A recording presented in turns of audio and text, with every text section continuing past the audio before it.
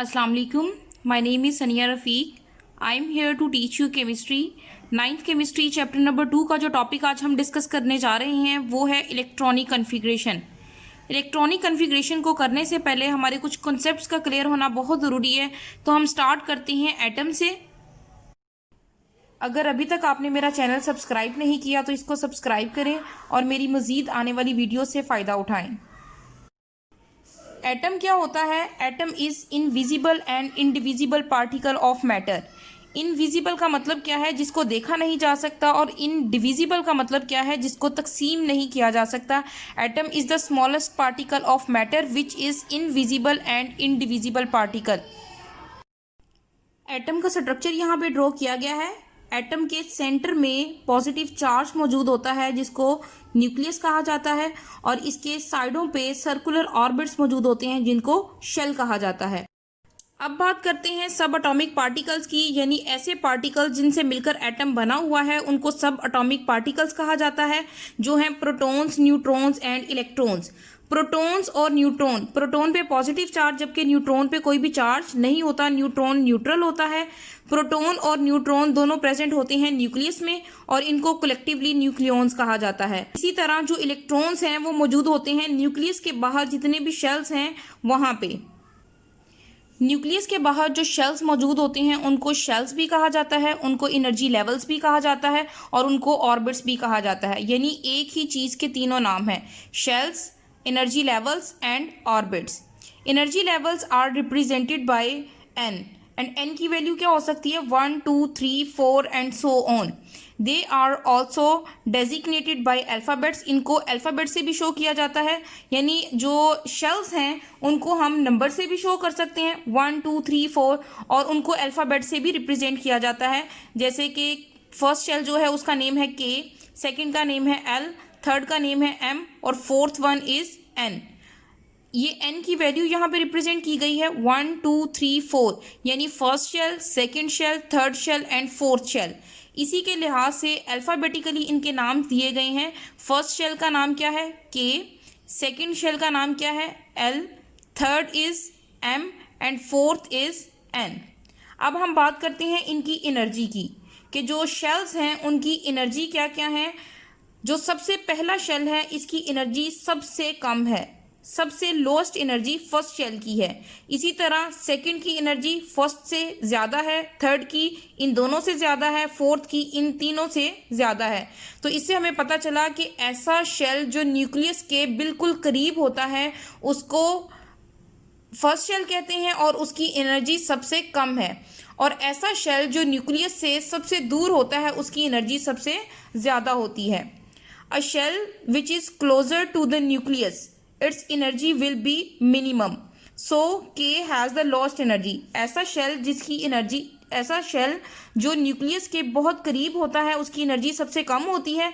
जैसे कि K is the first shell तो उसकी एनर्जी सबसे कम होगी। इसी तरह जो K के बाद शेल आते हैं L, M, N, और इनकी जो एनर्जी है वो इंक्रीजिंग ऑर्डर से लिख सकते हैं हम। शेल्स क्या होते हैं? शेल को किस तरह से डिफाइन किया जा सकता है? These are the main energy levels in which electrons can revolve around the nucleus. Nucleus के अराउंड जो सर्कुलर ऑर्बिट्स मौजूद होते हैं जिनमें इलेक्ट्रॉन रिवॉल्व करते हैं उनको शेल्स कहा जाता है, और हर एक की एनर्जी फिक्स होती है। These are represented by circular orbits around the nucleus. इनको न्यूक्लियस के बाहर सर्कुलर ऑर्बिट्स ड्रॉ करके रिप्रेजेंट किया जाता है। And counted from the centre to outward, centre से स्टार्ट किया जाता है, यानी न्यूक्लियस के फौरन बाद जो शेल मौजूद है उसको फर्स्ट और उसके बाद सेकंड, थर्ड और इसी तरह से आउटवर्ड हम नंबर उनको दे सकते हैं। शेल्स में इलेक्ट्रॉन्स को किस तरह से फिल किया जाता है उसका फॉर्मूला है 2n², और इसमें n क्या है? n is shell number. इस फॉर्मूला को यूज करने से पहले हम देख लेते हैं कि शेल की मैक्सिमम कैपेसिटी क्या है। Electrons fill shell in order to their increasing energy and the maximum capacity of the shell to accommodate electrons. यानी इसमें यह बताया हुआ है कि जो इलेक्ट्रॉन्स हैं वो इंक्रीजिंग ऑर्डर से शेल्स को फिल करते जाते हैं, यानी सबसे कम एनर्जी वाला शेल पहले फिल होगा, फिर ज़्यादा एनर्जी वाला, और इसी तरह से in order to increasing energy shell fill होते जाते हैं इलेक्ट्रॉन से। अब हम देखते हैं कि शेल्स की मैक्सिमम कैपेसिटी क्या है इलेक्ट्रॉन को फिल करने की। के शेल कैन अकोमोडेट 2 इलेक्ट्रॉन्स, यानी के शेल जो है वो मैक्सिमम 2 इलेक्ट्रॉन्स को अकोमोडेट कर सकता है। L shell can accommodate maximum 8 electrons, M shell can accommodate maximum 18 electrons and while the N shell can accommodate 32 electrons। ये शेल की मैक्सिमम कैपेसिटी बता दी गई है कि इस शेल में मैक्सिमम इतने इलेक्ट्रॉन्स आ सकते हैं, इससे ज़्यादा इलेक्ट्रॉन्स नहीं आ सकते। K 2 electrons, L 8 electrons, M 18 electrons while N 32 electrons. अब हमने पढ़ा है कि जो इलेक्ट्रॉन्स हैं उनको शेल में इस फॉर्मूले के अकॉर्डिंग फिल किया जाता है 2n²। अब हम देखते हैं कि 2n² के थ्रू किस तरह से इलेक्ट्रॉन्स को शेल में फिल किया जाता है। सबसे पहले है के शेल। के शेल फर्स्ट शेल है और के में मैक्सिमम 2 इलेक्ट्रॉन्स आ सकते हैं। अब हम इस फॉर्मूले के अकॉर्डिंग देखते हैं 2n²। n यहाँ पे क्या है, शेल नंबर, क्योंकि ये फर्स्ट शेल है तो हम n की वैल्यू 1 पुट करेंगे। 1 का स्क्वायर 1 है, जब इसको 2 से मल्टीप्लाई करेंगे तो 2 इलेक्ट्रॉन्स आ गए। इसी तरह सेकंड शेल है दैट इज L। L में मैक्सिमम 8 इलेक्ट्रॉन्स आ सकते हैं। अब इस फॉर्मूले के अकॉर्डिंग देखते हैं 2n²। 2 वैसे का वैसे आ गया। n की वैल्यू क्या है यहाँ पे 2, 2 का स्क्वायर 4 और 4 टू द 8 इलेक्ट्रॉन आ गए। अब है M shell. M is the third shell और इसकी मैक्सिमम कैपेसिटी है 18 इलेक्ट्रॉन्स। अब इस फॉर्मूले के अकॉर्डिंग इसमें कितने इलेक्ट्रॉन्स आते हैं 2n²। इसमें 2 वैसे का वैसे आएगा। n की वैल्यू क्या है 3, क्योंकि थर्ड शेल है। 3 का स्क्वायर 9 एंड 9 टू द 18। अब इसी तरह 4 शेल है जो है n शेल और n शेल की मैक्सिमम कैपेसिटी है 32। अब इस फॉर्मूले के अकॉर्डिंग यहाँ पे n की वैल्यू हम 4 लगा देंगे। 4 का स्क्वायर क्या है 16 एंड 16 टू द 32, तो इसमें मैक्सिमम 32 इलेक्ट्रॉन्स आ सकते हैं। तो हम इस फॉर्मूले के थ्रू फाइंड आउट कर सकते हैं कि कितने कौन से शेल में कितने इलेक्ट्रॉन फिल किए जा सकते हैं। Next is subshell. सबशेल क्या होते हैं, सब का मतलब है फर्दर डिवाइडेड, यानी शेल में कुछ और भी छोटे छोटे सब शेल्स मौजूद होते हैं। A shell also consist of subshell, यानी शेल के अंदर सबशेल मौजूद होते हैं। And the number of subshell in a shell is equal to its n value. Shell के अंदर उसके जो सब शेल हैं वो किस पे डिपेंड कर रहे हैं, उसकी n वैल्यू पे डिपेंड कर रहे हैं। किस तरह n वैल्यू पे डिपेंड कर रहे हैं, अगर वो पहला शेल है तो उसमें एक ही सब शेल होगा, अगर दूसरा शेल है तो उसमें 2 सब शेल होंगे, तीसरा शेल है तो उसमें 3 ही सब शेल होंगे और अगर चौथा शेल है तो उसमें 4 ही सब शेल मौजूद होंगे। Each sub shell is designated by small alphabets. जो सब शेल हैं वो भी अल्फ़ाबेटिकली हम लिख सकते हैं और इनको किस तरह से डेजिग्नेट किया जाता है, S, P, D and F। S, P, D, F। First shell है K। K has only 1 sub shell, तो कौन सा सब शेल आएगा उसमें S, क्योंकि शेल जो है ये पहला शेल है तो उसमें एक ही सब शेल होगा that is S। Second shell है L, ये सेकेंड है तो इसमें कितने सब शेल होंगे 2 जो है S and P। Third shell है M। M थर्ड शेल है तो इसमें कितने सब शेल प्रेजेंट होंगे 3 सब शेल्स और वो क्या है S, P, D। इसी तरह जो फोर्थ शेल है वो है N और उसमें 4 ही सब शेल होंगे जो है S, P, D and F। जिस तरह से हमने शेल में स्टडी किया है कि शेल मैक्सिमम कितने इलेक्ट्रॉन्स को अकोमोडेट कर सकता है, इसी तरह अब हमने सब शेल में देखना है कि कितने मैक्सिमम इलेक्ट्रॉन्स अकोमोडेट हो सकते हैं सब शेल में। जैसे कि S सब शेल है, इट कैन अकोमोडेट 2 इलेक्ट्रॉन्स, ये मैक्सिमम 2 इलेक्ट्रॉन्स को ही अकोमोडेट कर सकता है। P sub shell can accommodate 6 electrons, P sub shell 6 electrons को अकोमोडेट कर सकता है। D sub shell can accommodate 10 electrons, D में 10 इलेक्ट्रॉन्स आ सकते हैं while the F sub shell can accommodate 14 electrons. ये आपने याद करना है अच्छे तरीके से कि जो सब शेल हैं वो कितने इलेक्ट्रॉन्स को अकोमोडेट कर सकते हैं। S 2 electrons, P 6 electron, D 10 electrons while the F sub shell can accommodate 14 electrons. अब यहाँ पे एक ऑल ओवर फ्लो चार्ट बना दिया गया है ताकि आपको अच्छे तरीके से समझ आ जाए। n किसको रिप्रेजेंट कर रहा है, नंबर ऑफ शेल्स को, first shell, second shell, third shell and fourth shell. First shell का नेम क्या है के, सेकंड का नेम क्या है एल, थर्ड का नेम क्या है एम और फोर्थ का नेम क्या है एन। ये शेल्स के नेम हो गए। अब इन शेल्स में कौन से सब शेल प्रेजेंट हैं? फर्स्ट शेल है के, तो उसमें एक ही सब शेल प्रेजेंट है जो कि एस। सेकंड शेल क्या है एल, इसमें दो सब शेल होंगे एस एंड पी। इसी तरह थर्ड शेल क्या है एम, थर्ड शेल है तो इसमें तीन सब शेल मौजूद होंगे एस पी डी। और फोर्थ शेल में कितने सब शेल होंगे? 4 S P D and F. अब हम बात करते हैं इनके इलेक्ट्रॉन्स की। एस में मैक्सिमम कितने इलेक्ट्रॉन्स आ सकते हैं? 2। तो पहले शेल में भी 2 इलेक्ट्रॉन्स मौजूद होते हैं। अब जो सेकेंड शेल है उसमें मैक्सिमम 8 इलेक्ट्रॉन्स होते हैं। वो 8 इलेक्ट्रॉन किस तरह से हैं कि 2 एस में आ गए और 6 इलेक्ट्रॉन पी में आ गए, तो ये टोटल 8 इलेक्ट्रॉन हो गए। अब जो थर्ड शेल है एम, उसमें मैक्सिमम 18 इलेक्ट्रॉन आ सकते हैं। अब वो 18 हम सब शेल में किस तरह से उनको फिल करेंगे? एस में 2 इलेक्ट्रॉन आ सकते हैं, पी में 6 आ सकते हैं और डी में 10 आ सकते हैं, तो ये टोटल 18 इलेक्ट्रॉन हो गए। इसी तरह जो एन है, एन में 4 सब शेल मौजूद हैं और टोटल इलेक्ट्रॉन इसमें फिल हो सकते हैं 32। अब वो 32 किस तरह से सब शेल्स में डिवाइडेड हैं? 2 एस में, पी में 6, डी में 10 एंड एफ में 14। तो ये इनको जब प्लस किया जाए तो ये टोटल बन जाएंगे 32 इलेक्ट्रॉन्स। यानी जो एन शेल है इसकी मैक्सिमम कैपेसिटी 32 इलेक्ट्रॉन्स हैं। अब हम आते हैं अपने मेन टॉपिक की तरफ, that is electronic configuration. Electronic configuration क्या होता है? इसको किस तरह से डिफाइन किया जाता है? The distribution of electrons around the nucleus. Nucleus के अराउंड इलेक्ट्रॉन्स को डिस्ट्रीब्यूट करना in various shells and sub shells according to their increasing energy is called electronic configuration. Basically electronic configuration क्या होता है? इलेक्ट्रॉन्स को डिवाइड करना, किसमें? Shells और सब शेल्स में। और किस तरह से डिवाइड करना? According to their increasing energy. Electrons को न्यूक्लियस के बाहर शेल्स और सब शेल्स में डिवाइड करना according to their increasing energy, this is called electronic configuration. और इलेक्ट्रॉनिक कॉन्फ़िगरेशन में क्या है? The most stable ground state electronic configuration of an atom is one in which the electrons are present in the lowest possible energy level। यानी electrons की distribution भी हम इसी तरह से स्टार्ट करते हैं कि सबसे पहले जो इलेक्ट्रॉन फिल करते हैं वो सबसे लोएस्ट एनर्जी लेवल को, और वो most stable ground state electronic configuration है क्योंकि सबसे कम एनर्जी है उसमें इलेक्ट्रॉन फिल होंगे, फिर इसी तरह से ज़्यादा एनर्जी लेवल, उससे ज़्यादा एनर्जी लेवल, और इस तरह से इलेक्ट्रॉन इंक्रीजिंग ऑर्डर में फिलअप होते जाते हैं। Lower energy level will be filled first then higher and so on. सबसे पहले सबसे लो एनर्जी लेवल को फिल किया जाता है और उसके बाद हायर वन। अब इलेक्ट्रॉनिक कॉन्फ़िगरेशन के 3 मेथड्स यहाँ पे हम डिस्कस करेंगे। सबसे पहले हम फर्स्ट मेथड को डिस्कस करते हैं। ये फर्स्ट मेथड है इलेक्ट्रॉनिक कॉन्फ़िगरेशन का, जो 9th क्लास की टेक्स्ट बुक में दिया गया है।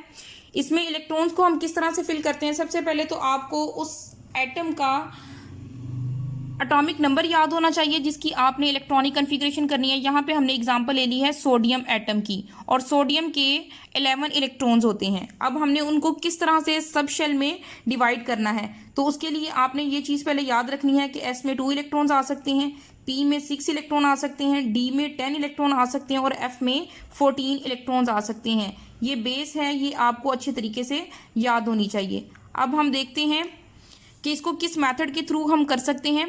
पहले आपने लिखना है कि जो फर्स्ट शेल है ना, आपने उसका सब शेल लिख देना है, उसमें एक ही सब शेल है, और जो एन है वो किसको रिप्रेजेंट कर रहा है कि ये फर्स्ट शेल है, तो आपने यहाँ पे लिख देना है 1, और 1 में कौन सा सब शेल मौजूद है? एस, और एस में कितने इलेक्ट्रॉन्स आ सकते हैं? मैक्सिमम 2 इलेक्ट्रॉन्स आ सकते हैं। इसी तरह अब आपने आना है सेकंड शेल की तरफ। सेकंड शेल में 2 सब शेल मौजूद हैं, एस और पी, और यहाँ पे एन कौन सा है? 2, तो यहाँ पे इन दोनों के साथ हमने 2 भी लगा देना है। एस में मैक्सिमम 2 इलेक्ट्रॉन, जबकि पी में मैक्सिमम 6 इलेक्ट्रॉन्स आ सकते हैं, तो वो हमने लिख दिए हैं। फिर आपने क्या करना है कि n इज इक्वल टू 3, यानी हमने थर्ड शेल की बात करनी है जो है m, और थर्ड शेल में कितने सब शेल आते हैं? 3 सब शेल आते हैं, एस, पी एंड डी, और 3 आपने यहाँ पे लगा देना है क्योंकि ये थर्ड शेल है, तीनों के साथ 3 लगा देना है। अब आपने इनमें इलेक्ट्रॉन्स लिख देने हैं, एस में मैक्सिमम 2 इलेक्ट्रॉन, पी में मैक्सिमम 6 इलेक्ट्रॉन, जबकि डी में मैक्सिमम 10 इलेक्ट्रॉन्स आ सकते हैं। इसी तरह फोर्थ शेल आपने लिखना है, 4 है तो उसमें मैक्सिमम 4 सब शेल्स आ सकते हैं, S, P, D and F। क्योंकि n की वैल्यू 4 है तो आपने इन सब के साथ 4 लगा देना है ताकि पता चले कि ये फोर्थ शेल है। अब आपने इलेक्ट्रॉन्स की फिलिंग कर देनी है, S में 2 इलेक्ट्रॉन, P में 6 इलेक्ट्रॉन, D में 10 इलेक्ट्रॉन, जबकि F में 14 इलेक्ट्रॉन आते हैं। अब इनको आपने क्या करना है, यूं एरो ड्रॉ कर लेने हैं जैसे मैंने यहाँ पे ड्रॉ किए हुए, फर्स्ट पे, फिर सेकंड, फिर इसी तरह से एरो में जितने जितने यहाँ पे सब शेल आ रहे हैं वो आपने यूं लिखते जाना है, जिस वे से मैंने यहाँ पे एरो ड्रॉ किए हुए हैं। जिस तरफ एरो का हेड है उसी तरफ ही आपने इलेक्ट्रॉन्स लिखते जाना है। जैसे सबसे पहले आएगा 1s2, फिर आएगा 2s2, फिर एरो स्टार्ट हो रहा है यहाँ से 2p6 से, तो आपने लिखना है 2p6 और फिर आपने लिखना है 3s2, फिर आएगा 3p6, 4s2। एक एरो हम यहाँ पे भी ड्रॉ कर सकते हैं, जैसे यहाँ पे 3p6 है, 4s2 है, यहाँ पे 3d10 है और 4 6, मतलब एक एरो आप ये भी ड्रॉ कर सकते हैं। ये तो s में आ जाता है, आप यहाँ तक एरो ड्रॉ कर सकते हैं और इस एरो में आप लिख सकते हैं 3d10 एंड 4p6। इस तरह से आप इसको लिख सकते हैं। अब हमने सोडियम की इलेक्ट्रॉनिक कन्फिग्रेशन लिखनी है, तो ये एरो ड्रॉ करने के बाद सोडियम की इलेक्ट्रॉनिक कन्फिग्रेशन क्या होगी, सबसे पहले आएगा 1s2, फिर आएगा 2s2, फिर 2p6, 3s2 आ सकते, लेकिन s में मैक्सिमम कितने इलेक्ट्रॉन्स आ सकते हैं, 2। तो हमने यहाँ पे देखना है कि इसका एटॉमिक नंबर क्या है, 11। 2 4 इलेक्ट्रॉन्स हो गए, p के 6 इलेक्ट्रॉन हो गए, तो ये है टोटल 10। बाकी हमारे पास कितने इलेक्ट्रॉन बच रहे हैं, 1। s की मैक्सिमम कैपेसिटी है 2, तो यहाँ पे एक इलेक्ट्रॉन बच रहा है, वो इसी में ही आ जाएगा। तो सोडियम की इलेक्ट्रॉनिक कन्फिग्रेशन क्या बन जाएगी, 1s2, 2s2, 2p6, 3s1। ये हमने फर्स्ट मेथड को डिस्कस किया है। अब यहाँ पे 3 मेथड हमने डिस्कस करने हैं, जो भी आपको आसान लगे आप उसी को अडॉप्ट कर सकते हैं।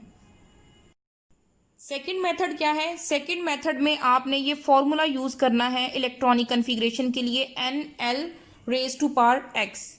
अब यहाँ पे n क्या है, n नंबर ऑफ शेल्स को रिप्रेजेंट करता है, जबकि l किसको रिप्रेजेंट कर रहा है, नंबर ऑफ सब शेल्स को, और x किसको रिप्रेजेंट कर रहा है, नंबर ऑफ इलेक्ट्रॉन्स को। तो आपने इसी के अकॉर्डिंग इलेक्ट्रॉन्स की डिस्ट्रीब्यूशन करनी है।